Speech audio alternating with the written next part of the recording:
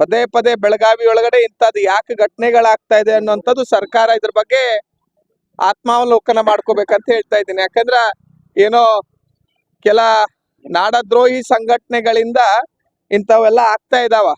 ಕನ್ನಡ ಪರ ಸಂಘಟನೆಗಳು ನಿಮ್ಮ ಬೆನ್ನಿಗೆ ನಾವು ಇದೀವಿ.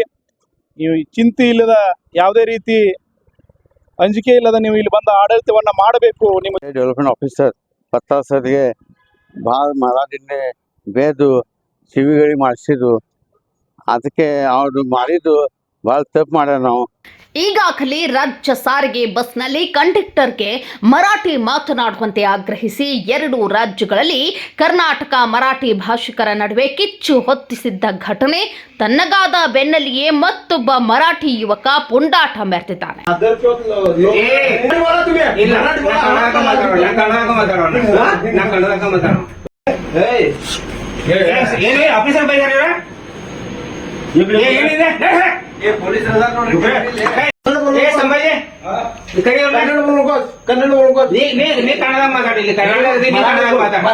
ಮರಾಠಿ ಮಾತಾಡ್ತಾ ಒತ್ತಾಯ ಮಾಡ್ತಾರೆ ಇವ್ರ. ನೀವು ನೋಡ್ತಿರಲ್ಲ ನೀವು. ಕರ್ನಾಟಕ ಸರ್ಕಾರದ ಅಧೀಕನದ ಗ್ರಾಮ ಪಂಚಾಯಿತಿ ಕಚೇರಿಗೆ ಹೋಗಿ ಮರಾಠಿ ಮಾತನಾಡುವಂತೆ ಆಗ್ರಹಿಸಿ ಹಲ್ಲೆಗೆ ಮಾಡಲು ಯತ್ನಿಸಿದ ಘಟನೆ ನಡೆದಿದೆ. ಬೆಳಗಾವಿ ತಾಲೂಕಿನ ಕಿನ್ನೆಯ ಪಂಚಾಯಿತಿ ಪಿಡಿಒ ಮೇಲೆ ಮರಾಠಿ ಪುಂಡನೊಬ್ಬ ದರ್ಪ ತೋರಿದ್ದಾನೆ. ಗ್ರಾಮ ಪಂಚಾಯತ್ ಕಚೇರಿಯಲ್ಲಿ ಸರ್ಕಾರಿ ಸೇವೆಗಾಗಿ ಅರ್ಜಿ ಸಲ್ಲಿಸಿದ್ದ ತಿಪ್ಪಣ್ಣ ಡೋಕ್ರೆ ಎನ್ನುವ ಯುವಕ ಮರಾಠಿಯಲ್ಲಿ ಮಾತನಾಡುವಂತೆ ಪಿಡಿಒಗೆ ಆಗ್ರಹಿಸಿದ್ದಾನೆ.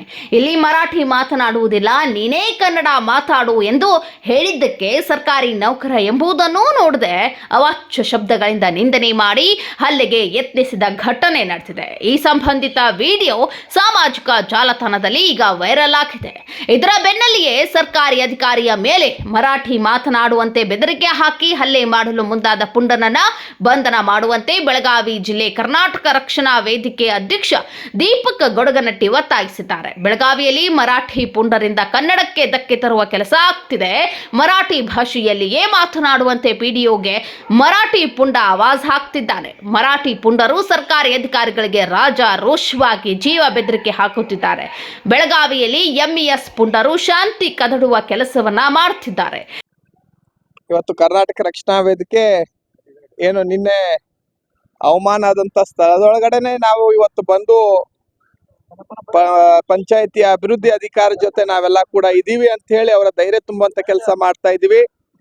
ಪದೇ ಪದೇ ಬೆಳಗಾವಿ ಒಳಗಡೆ ಇಂಥದ್ದು ಯಾಕೆ ಘಟನೆಗಳಾಗ್ತಾ ಇದೆ ಅನ್ನೋಂಥದ್ದು ಸರ್ಕಾರ ಇದ್ರ ಬಗ್ಗೆ ಆತ್ಮಾವಲೋಕನ ಮಾಡ್ಕೋಬೇಕಂತ ಹೇಳ್ತಾ ಇದ್ದೀನಿ. ಯಾಕಂದ್ರ ಏನೋ ಕೆಲ ನಾಡದ್ರೋಹಿ ಸಂಘಟನೆಗಳಿಂದ ಇಂಥವೆಲ್ಲ ಆಗ್ತಾ ಇದಾವ.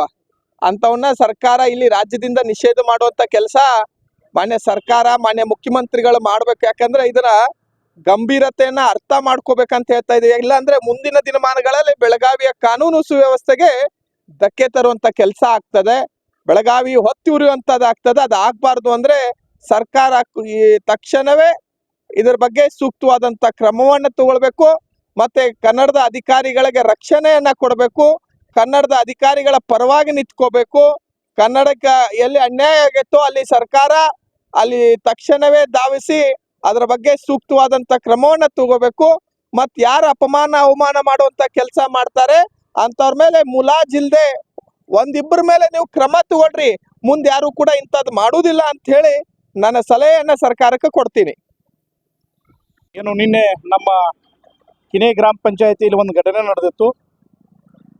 ಗ್ರಾಮ ಪಂಚಾಯತಿ ಅಭಿವೃದ್ಧಿ ಅಧಿಕಾರಿಗಳು ಪತ್ತಾರ್ ಸಾಹೇಬರಿಗೆ ನೀನು ಮರಾಠಿಯಲ್ಲೇ ಮಾತಾಡಬೇಕು, ನಾನೇ ಯಾಕೆ ಕನ್ನಡ ಮಾತಾಡಲಿ, ಮನ ಬಂದಂತೆ ಅವರ ಅಧಿಕಾರವನ್ನು ಅಡ್ಡಿಪಡಿಸಿ ಅವರಿಗೆ ಮನ ಬಂದಂಥ ವಾಚ ಶಬ್ದಗಳಿಂದ ಮಾತನಾಡಿ ಅವರನ್ನು ನಿಂದನೆ ಮಾಡಿರುವಂಥದ್ದು ಇವತ್ತು ನಾವು ಕರ್ನಾಟಕ ರಕ್ಷಣಾ ವೇದಿಕೆ TN ನಾರಾಯಣಗೌಡರು ಅವರ ನೇತೃತ್ವದಲ್ಲಿ ಅದನ್ನು ಖಂಡಿಸ್ತೀವಿ. ಈ ರೀತಿ ನಮ್ಮ ರಾಜ್ಯದಲ್ಲಿ ಏನಾದರೂ ಇಂಥ ಘಟನೆಗಳು ನಡೆದರೆ ಅವ್ರ ಮೇಲೆ ಪೊಲೀಸರು ಕಾನೂನು ರೀತಿ ಕ್ರಮವನ್ನು ಕೈಗೊಳ್ಳಬೇಕು. ಅವ್ರನ್ನ ಗುಂಡಾ ಕಾಯ್ದೆಯಲ್ಲಿ ಬಂಧಿಸಿ ಅವರನ್ನು ಜೈಲಿಗಟ್ಟಬೇಕು. ಅವರನ್ನು ನಮ್ಮ ಜಿಲ್ಲೆಯಿಂದ ಗಡೀಪಾರು ಮಾಡಬೇಕು. ಅಂಥ ಒಂದು ಯುವಕ ಯಾರದಾನ MES ಪುಂಡ ಅವನ್ನ ಕೂಡಲೇ ಬಂಧಿಸಿ ಅವನ ಜೈಲಿಗೆಟ್ಟುವಂಥ ಕೆಲಸ ಮಾಡಬೇಕು.